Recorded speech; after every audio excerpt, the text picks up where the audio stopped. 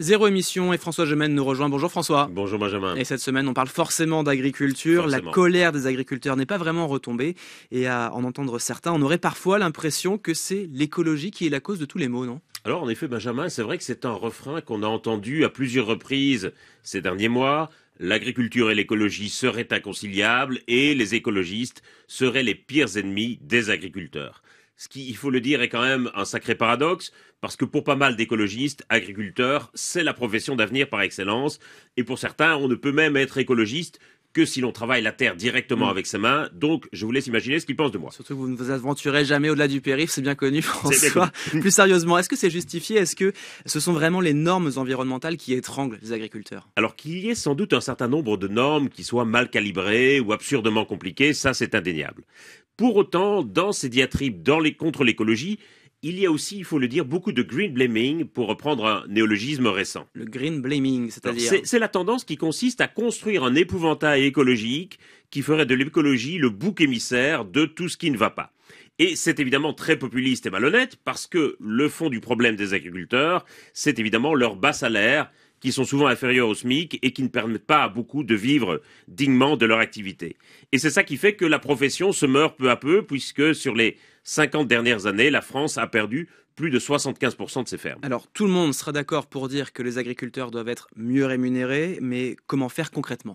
Alors c'est là que ça devient compliqué, évidemment, parce qu'il faudrait non seulement payer les produits agricoles à leur juste prix, mais également mieux répartir la valeur, notamment en réduisant les marges des distributeurs.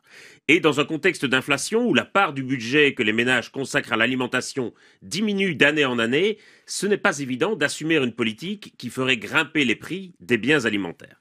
Alors, il y a quand même des choses que l'on peut faire malgré tout et qui semblent parfois assez évidentes. C'est le cas des mesures miroirs, par exemple, des clauses de réciprocité à introduire dans les accords de libre-échange. Oui, parce qu'aujourd'hui, on trouve sur le marché des produits français et des produits importés qui ont été fabriqués dans des conditions complètement différentes, c'est ça ? Et qui sont évidemment aussi vendus à des prix très différents, comme vous vous en doutez. C'est par exemple un des gros problèmes de l'accord de libre-échange avec le Mercosur. C'est une véritable injustice, une vraie distorsion de la concurrence.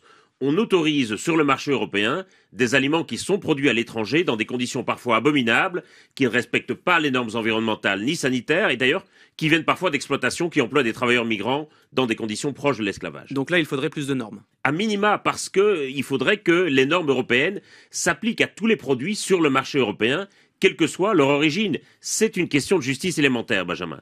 Et donc, oui, ça renchérirait le prix de certains aliments et ça mettrait fin à cette concurrence déloyale. Est-ce que vous avez des idées, des propositions ? Alors, il faut aussi trouver évidemment le moyen d'augmenter le revenu des agriculteurs. Et les agriculteurs en ont déjà beaucoup.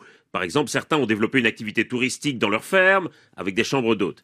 Mais la transition écologique pourrait aussi leur fournir des revenus complémentaires, contrairement à ce qu'on imagine parfois. C'est-à-dire ? Eh bien, par exemple, les sols peuvent stocker des quantités très importantes de carbone. Aujourd'hui, il y a environ 2 fois plus de carbone dans les sols que dans l'atmosphère, par exemple. Et il est possible de stocker davantage de carbone dans les sols agricoles français, à condition de modifier certaines pratiques, mais sans changer structurellement de système agricole. Il faut pour ça enrichir les sols en matière organique, ce qui serait évidemment bénéfique pour leur fertilité, mais qui permettrait aussi de stocker beaucoup de carbone.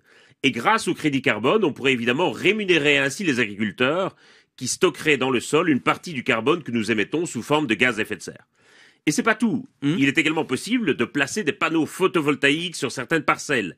C'est ce qu'on appelle l'agrivoltaïsme, qui permet à certaines cultures de mieux résister aux hausses de température et qui permet à l'agriculteur de produire aussi de l'électricité qu'il pourra ensuite revendre sur le réseau. Ça veut dire, Benjamin, que l'agriculture pourrait devenir demain un des piliers de la lutte contre le changement climatique. Et pour les agriculteurs, cette évolution de leur métier pourrait leur apporter des revenus qui leur permettent enfin de vivre dignement de leur travail. Merci François Gemène. Zéro émission sur France Info, à retrouver en podcast sur l'application Radio France.